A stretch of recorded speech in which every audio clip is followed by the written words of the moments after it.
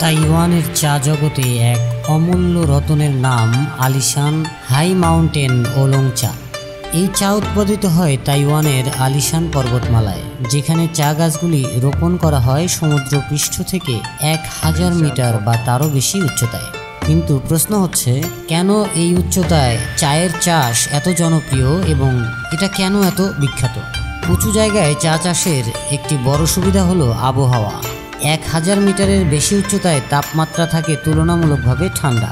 দিনের বেলা সূর্যের আলো থাকলেও রাতে ঠান্ডা পড়ে। এই তাপমাত্রার পার্থক্য চা পাতার বৃদ্ধি ধীর করে দেয়, ফলে পাতা ঘন ও সুগন্ধিযুক্ত হয়।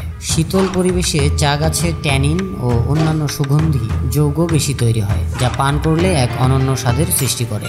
আলিশান পর্বতমালার চা বাগান প্রায়ই থাকে কুয়াশা ও মেঘে ঢাকা। এই কুয়াশা সূর্যের তীব্রতা কমিয়ে দেয় এবং পাতাকে অতিরিক্ত রোদের ক্ষতি থেকে রক্ষা করে, ফলে চা পাতায় এক ধরনের মৃদুতা ও মসৃণতা তৈরি হয়, যা নিচু এলাকায় চাষ করা চায়ের মধ্যে পাওয়া যায় না।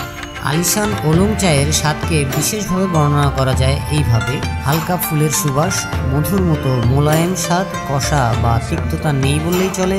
পান করার পর জিভে রয়ে যায় এক মনোমুগ্ধকর মিষ্টি অনুভূতি।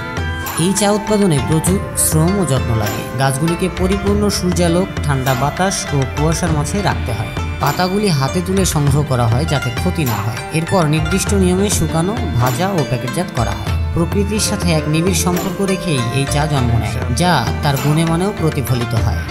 আজ এই উচ্চ পর্বতের ওলং চা শুধু তাইওয়ান নয়, জাপান, চীন, কোরিয়া, ইউরোপ এবং আমেরিকাতেও ব্যাপক জনপ্রিয়।